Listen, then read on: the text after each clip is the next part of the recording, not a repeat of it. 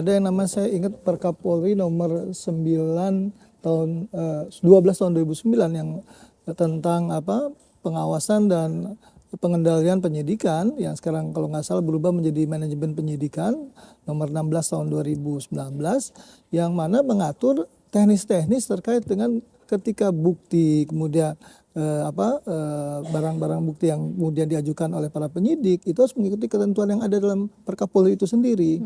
Jadi ketika ini dilanggar dan misalkan tidak ada pemberitahuan, tidak kemudian dirapihkan, tadi kan ada dokumen yang terlipat dan seterusnya, maka berhak saja kita minta kepada pihak terkait dalam hal ini misalkan Rismon minta itu adalah pusat laboratorium forensik yang independen. Saya pikir itu hal wajar. Bang Ade boleh langsung tanggapi. Ya, jadi terkait lapor independen ya, ini yang menjadi lucu.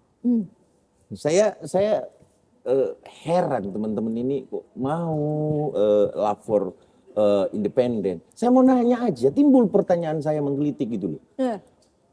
Selain lapor Mabes Polri yang paling lengkap di Republik Indonesia ini, ada nggak sih yang terlengkap lagi? Yang sama standarnya?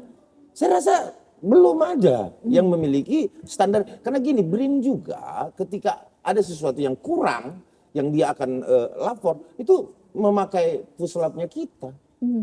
Nah, pertanyaannya mau pakai puslapnya Mabes Polri, pinjem, kemudian orangnya diganti gitu maksudnya? Atau seperti apa? Jadi kita ini menjadi bingung.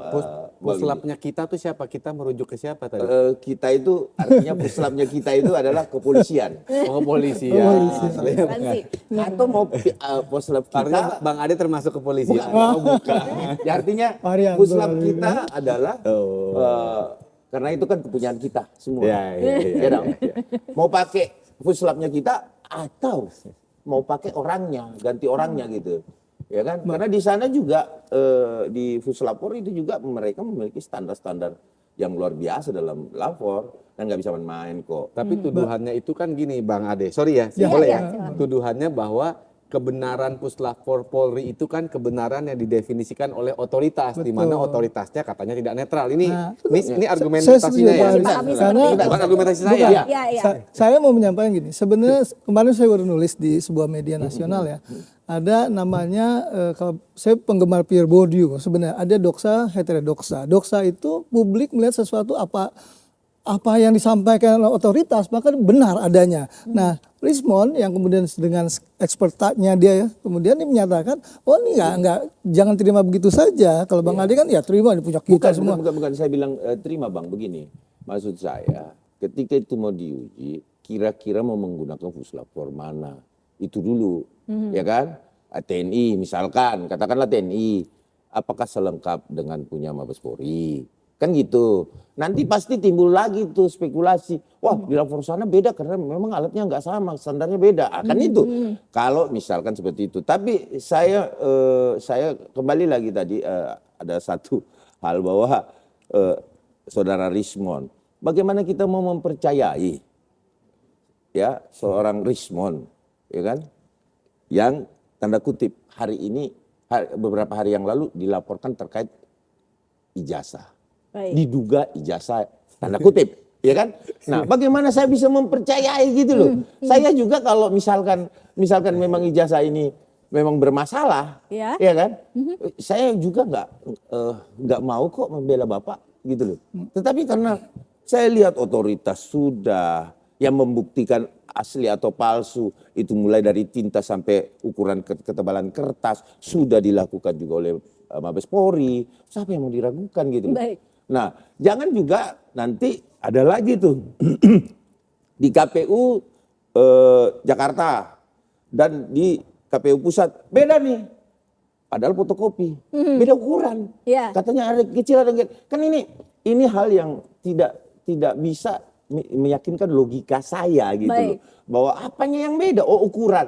Itu jadi masalah juga tuh ukurannya. Apakah ada dua ijazah yang difotokopi berbeda? Ini saya rasa hal yang tidak masuk akal, yang ini hanya memberikan publik bukan pembelajaran.